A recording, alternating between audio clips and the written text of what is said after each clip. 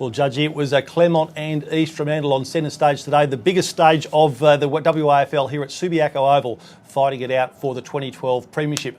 Claremont qualified straight out of the second semi-final to go through to the grand final, and East Fremantle had to do it the tough way, beating East Perth in the first semi-final and then going to Bassendean Oval to overcome Swan Districts in order to get through to the big day. Well, it was the Tigers who got out of the blocks magnificently. They kicked 8-1 in the first quarter, and it was remarkable to see how after a 15-day break they just took it so well, and Kane Mitchell, the Sandover medalist, kicking a terrific snap goal early on in the piece that just gave them so much momentum.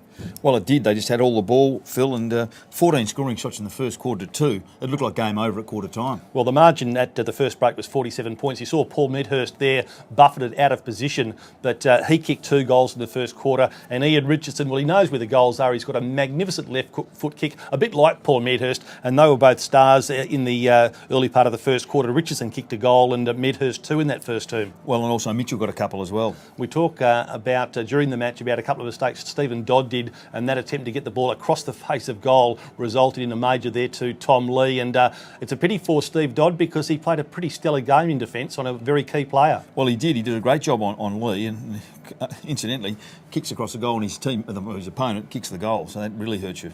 It really did. East Fremantle battled hard. They overcame that 47-point deficit at quarter time. They actually won the second quarter by 17 points. They had it back to 5 goals. Didn't sound terribly impressive, but from where they'd come, it was a pretty good, and they really fought hard. In that third quarter, however, they managed to kick 6 goals to Claremont's 2, and all of a sudden it became a real contest. Mark McGough there leading from the front as he usually does. Yeah, well, Robert Young kicked a goal after the siren at three-quarter time to actually to really breathe some life into the game, and it looked like East Fremantle were perhaps going to be in a situation they could cause an upset. This is one of the goals of the day. John Griffin, will come back to him, but Jacob Brennan just taking on the Claremont players there as he ran from the middle of the ground through half forward and kicked a terrific goal, and that was just another one that lifted them up to a stage where we thought that East Fremantle might be able to go on with it.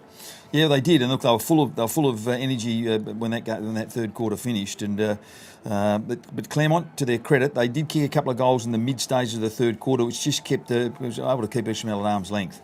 Yeah, this effort here by Ian Richardson, he's a class player. This time on his non-preferred right boot, steers it through. And so the Tigers seem to have the answers at every turn.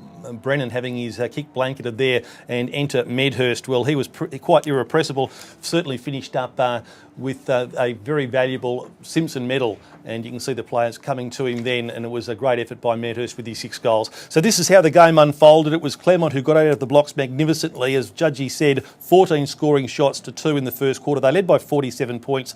The margin was narrowed to 30 points at half-time. A terrific third quarter by East Fremantle saw them get back to within 7 points with a quarter to go, but the Tigers had too much in store for them, and they ran out winners 18-16, 124 to East Fremantle's 15-8, 98. The margin in the end was 26 points.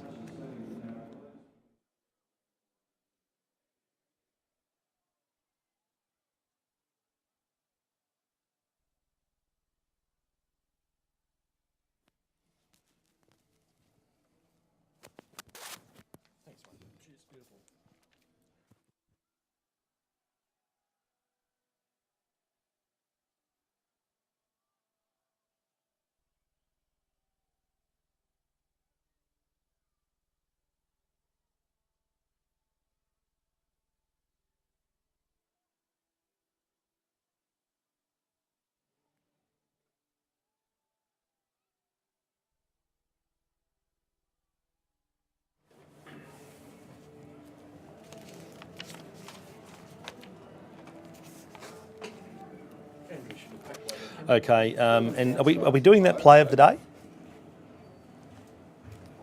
Are we doing